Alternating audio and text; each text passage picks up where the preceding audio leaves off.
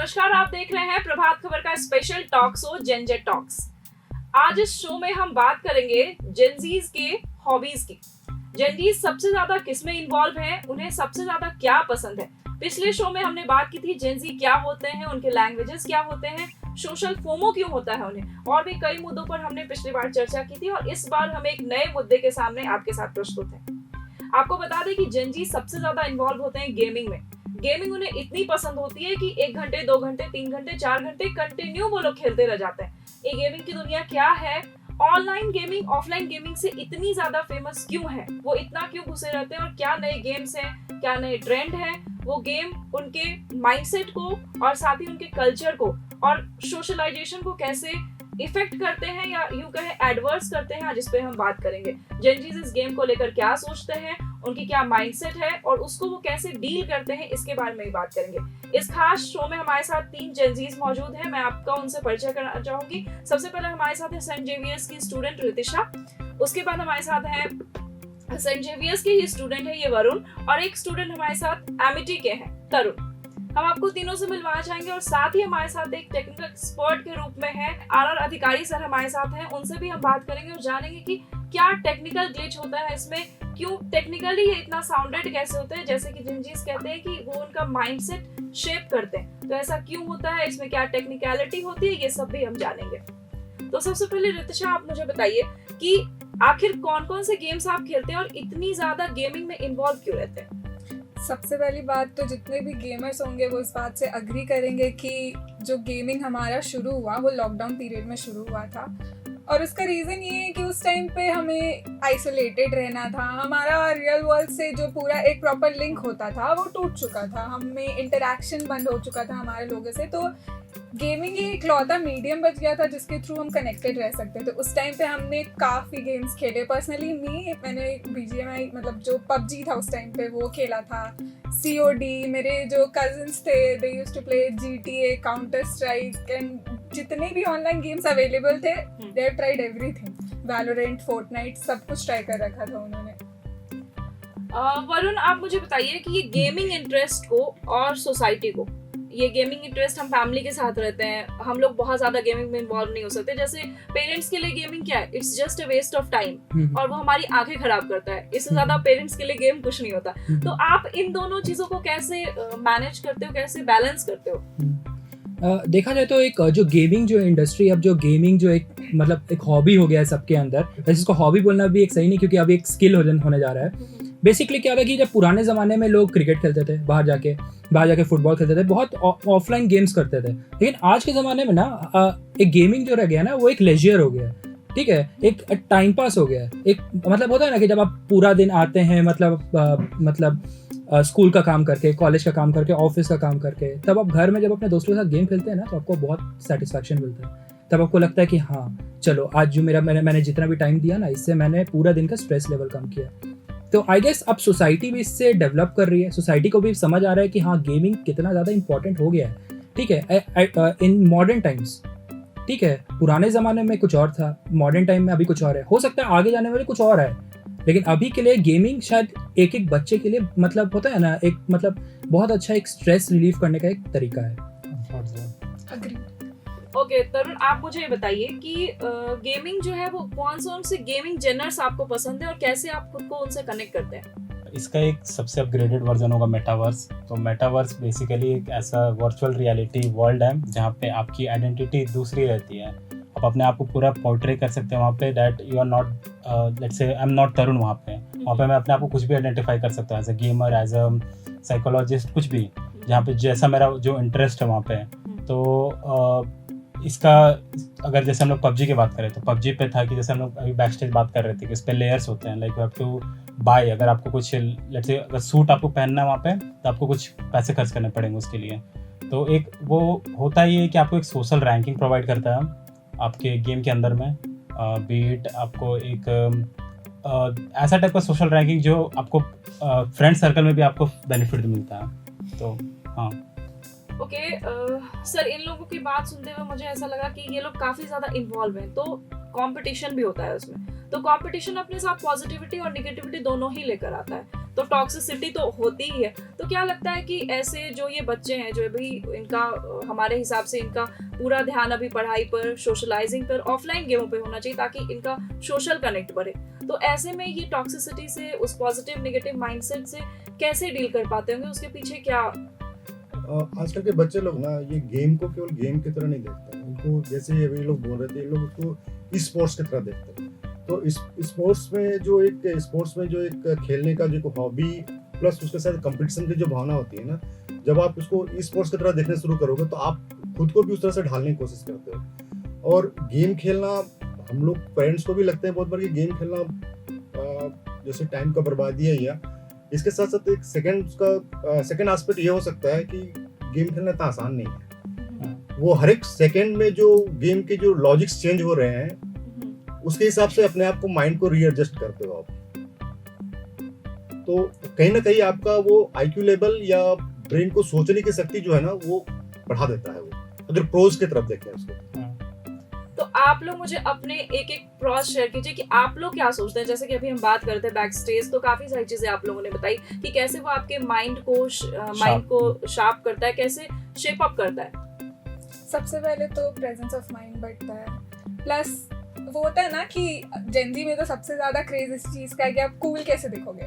तो if you are a pro player, तुम्हारा KD अच्छा होगा, तुम्हारा कैरेक्टर अपग्रेडेड होगा, तो तुम अपने फ्रेंड्स के सामने एटलीस्ट फ्लेक्स कर सकते हो कि हाँ भाई देख मेरा इतना केडी है। फ्लेक्स करोगे कूल लगने के लिए, तो सबसे बड़ी तो ये चीज होती है, फ्रेंड ग्रुप में कूल लगोगे आप।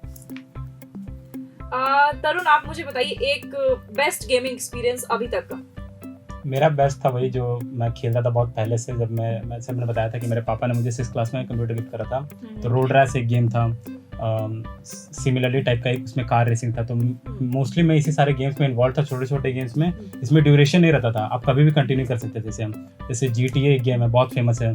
तो उसमें होता है कि उस पर आपको एक मिशन अकम्प्लिश करना रहता है, तो उसके आपके टाइम के अकॉर्डिंग, जैसे आज आपने 15 मिनट खेलने का आपका टाइम है तो आप 15 मिनट सिर्फ खेलो, अगले दिन आप 2 घंटे खेलो, 3 घंटे खेलो, उसके हिसाब से आप मिशन अकम्प्लिश करो। तो वो मेरे को ज़्यादा प्रिफरेबल लगता है, जो अपने टाइम के हिसाब से मैं खेल सकूँ।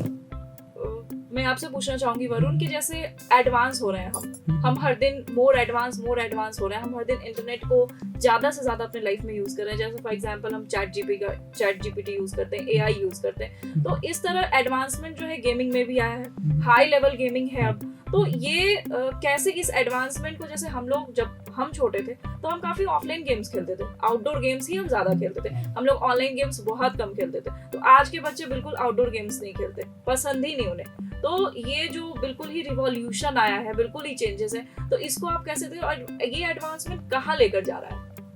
देखा जाए तो ये जो एडवांसमेंट है ना, ये हम लोग बचपन में भी थे ना, तो जैसे इन्होंने कहा कि रोड रैश चालू हुआ था, तो रोड रैश के ग्राफिक्स पहले कितने खराब थे। उस समय हम लोग को लगता था क्या क्या क्या रियल ग्राफिक्स है, प्लस सच में गाड़ी चला रहे हैं। और आज फिर हम लोग को लगता है कि नहीं, आज तो मतलब लिटरली अब लगता है कि हम लोग अंदर ही गेम में, आज भी लगता है। तो आगे भी जो एडवांसमेंट्स होंगे ना, वो रियल लाइफ को कॉपी करने के लिए होंगे, ठीक है। तो आज जैसे मैंने इनको बताया कि पहले लग रहा था कि यार ग्राफिक्स कम थे, आज ग्राफिक्स एडवांस हो गए। तो हो सकता है कि आगे जाके कुछ ऐसा एडवांसमेंट हो जिसमें लगे कि हम लोग सेल्फ ड्राइव कर रहे हैं, एक सिम्युलेटर टाइप बन जाए कि हाँ कि हम लोग का एनवायरनमेंट ही उस टाइप से डेवलप कर जाए कि वो हो जाए। और एडवांसमेंट आई गेस हर फील्ड में होता है, ठीक है, चाहे वो टेक्नोलॉजी हो, चाहे वो गेमिंग हो। आई गेस गेमिंग इंडस्ट्री इतनी बड़ी हो गई है अब कि लोग उसमें मतलब ज़्यादा इन्वेस्ट करने लगे हैं। जो बच्चे हो गए वो तो पहले तो बोला जाता कि सिर्फ बच्चे गेम खेलते हैं, आजकल तो बड़े भी गेम खेल रहे हैं। आजकल बड़े लोगों को भी बहुत इंटरेस्ट रहता है कि अरे यार चलो गेम खेलते हैं, ठीक है, अरे ये बच्चा ये गेम खेल रहा है, ये कैसा गेम है। तो आजकल आप देखें ना, जैसे PUBG का और BGMI का बात होगा ना, तो बच्चे तो गेम खेल ही रहे हैं, उनके साथ बड़े भी गेम खेल रहे हैं। और ऐसा जनरेशन जो गैप रहता है ना, जो बड़े और छोटे के बीच में, वो भी कम हो रहा है देख के, क्योंकि एडवांसमेंट बढ़ रहा है, ठीक है, उसमें इन्वेस्टमेंट ज़्यादा आ रहा है, लोगों को भी लग रहा है कि और बहुत लोग पैसे भी कमा रहे हैं उससे, तो सबको लगता है ना कि हाँ यार चलो खेलते हैं, साथ में खेलते हैं। मोस्टली ये गेमिंग एडवांसमेंट के 2 रीजन है। पहला तो यही कि पहले के जो ग्राफिक्स थे अभी अपग्रेडेड हो गए हैं। जो सबसे इसमें अगर आप टॉप प्लेयर्स की बात करोगे तो कंपनी NVIDIA वो सबसे ज़्यादा अपने ग्राफिक्स को पुट करती है। तो पहले के जो ग्राफिक्स थे वो इतना ज़्यादा वो कंप्रेस्ड नहीं थे। अभी के टाइम पे आप देखोगे कि PC के गेम्स भी इस पे चलते हैं, फोन्स पे चलते हैं, आप सिमुलेटर लगा के यूज़ कर सकते हो, तो वो एक एक्सेस मिला है। दूसरा एक रीज़न था कि जियो का प्राइस ड्रॉप, जो जियो ने प्राइस ड्रॉप किया उसकी वजह से सारे अदर कंपनीज ने भी अपना प्राइस ड्रॉप करा, क्योंकि पहले 2 GB का गेम डाउनलोड करना इम्पॉसिबल था, क्योंकि आपको मंथली वो डेटाबेस मिलता पहले था, हमें जितना मंथली मिलता था अब उतना डेली अब मिलता है। डेली मिलता है, तो इसीलिए वो स्टोरेज भी बढ़ा, वो सारा कुछ हुआ। रीजन वही है। हाँ। तो वही जियो एंड ये दोनों बोल सकते हैं स्टेरॉइड्स था गेमिंग इंडस्ट्री में, जियो एंड ये ग्राफिक्स का इंटीग्रेशन। हम जैसे बात कर रहे थे कि ये काफी फ्यूचरिंग भी है, जैसे कि ऐसा नहीं है कि हम लोग सिर्फ गेम खेल के अपना टाइम वेस्ट करते हैं। जैसे कि आप मुझे बता रहे थे कि काफी फ्यूचर है, अभी काफी इंटरनेशनल लेवल पे, इंटरनेशनल सिक्योरिटी पे इतनी सारी चीजें आ रही हैं, तो उस बारे में कुछ बताइए हमारे दर्शकों को, कैसे गेमिंग में लोग अपना करियर बना रहे हैं और किस लेवल पे जा रहे हैं, इंटरनेशनल प्लेटफॉर्म पे उन्हें कैसे जगह मिल रही है। आजकल का जो जनरेशन है उसमें आप YouTube खोलोगे तो आपको सबसे ज़्यादा गेमिंग कंटेंट क्रिएटर्स मिलेंगे, और गेमिंग कंटेंट क्रिएटर्स में हज़ारों नाम आपको आजकल के बच्चे गिनवा सकते हैं। और अगर हम सबसे रीसेंट का एग्जांपल लें तो हमारे पास जो अभी ये कंटेंट क्रिएटर्स अवार्ड हुआ था दिल्ली में, उसमें हम बेस्ट गेमर का अवार्ड मिला था निश्चय मल्हान, ट्रिगर्ड इंसान को, हमारे PM श्री नरेंद्र मोदी के द्वारा। तो वो उस चीज़ को, वो गेमिंग फील्ड के लिए बहुत बड़ा अचीवमेंट था। निश्चय को कितने लोग मोटिवेशन, इंस्पिरेशन हर चीज़ की तरह लेते हैं, और जिन बच्चों को गेमिंग में इंटरेस्ट होता है वो अपने पेरेंट्स को इन जितने इनके आइडल्स होते हैं उनका एग्जाम्पल्स दे करके बोल सकते हैं कि हाँ देखो हम मम्मी पापा को, कि देखो ये लोग इतना करियर बना रहे हैं, इतने सक्सेसफुल हो रहे हैं गेमिंग के फील्ड में, तो हमें भी करने दो। वो एक पेरेंट्स के लिए भी कन्विंस करने का एक मीडियम रहता है, और ऑब्वियसली ये एक हॉबी नहीं रह गया, इट इज़ अ करियर। कितने बच्चे होते हैं आजकल जो डेडिकेटेड रहते हैं कि हाँ हम ये करेंगे, और सक्सेसफुल भी होते हैं, जिसका एग्जांपल आजकल के बहुत गेमिंग कंटेंट क्रिएटर्स भी है। मेरा एक सवाल है आपसे मैम, सर से, कि आपको ये ई स्पोर्ट्स जो जितने भी इवेंट होते हैं इंटरनेशनल लेवल पे, उनका विनिंग अमाउंट गेस कर सकते हो आप कितना होगा? It's more than IPL ma'am. Can you little bit of like quote number कर सकते हो कुछ? इट्स इन करोड्स, बट आप कुछ नंबर बताओ। Wild guess like 30 40 crores, 50। No it's more, it's around 200 to 300 crores। Oh my God.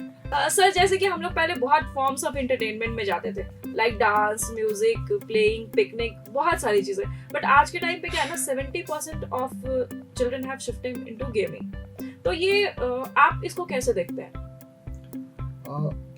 देखिए, समझना पड़ेगा इसको कि गेम जो बच्चे खेल रहे हैं ना, गेमिंग और बैटिंग, ये दोनों में डिफरेंस अगर वो करके चल रहे हैं तब तो किसी हद तक ठीक है, लेकिन अगर वो गेमिंग से बैटिंग की ओर जा रहे हैं at any form, suppose batting का मतलब क्या है कि अगर दो दोस्त मिलके खेल रहे हैं, वहां पे अगर बैटिंग हो रहा है, बहुत सारे ऐसे केसेस आते हैं कि कोई सुसाइड कर लेता है, तो ये जब वो टेंडेंसी बैटिंग की ओर जाता है ना, तब ये उस तरह का केसेस आता है। लेकिन अगर वो बैटिंग से हटके केवल गेमिंग, ई स्पोर्ट्स की तरह उसको अगर देख रहे हैं ना, तो ये बच्चों की ग्रोथ के लिए हेल्प करता है।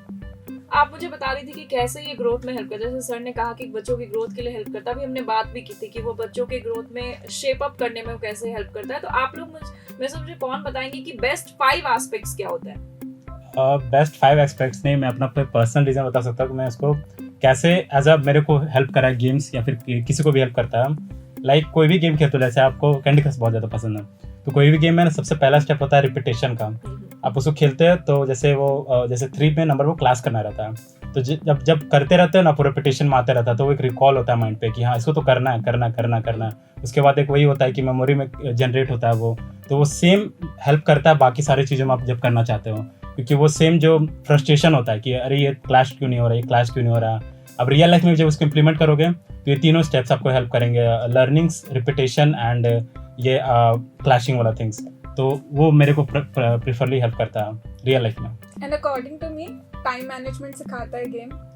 टाइम मैनेजमेंट सिखाएगा आपको, इंडिविजुअलिटी तो रहेगी लेकिन आपको बाकी लोगों के साथ टीम वर्क करना भी सिखाता है, आपको एज ए टीम कैसे आगे बढ़ना होता है वो भी सिखाता है। आप खुद भी आगे बढ़ो और आपके साथ जो लोग हैं उनको भी आगे लेके चलो।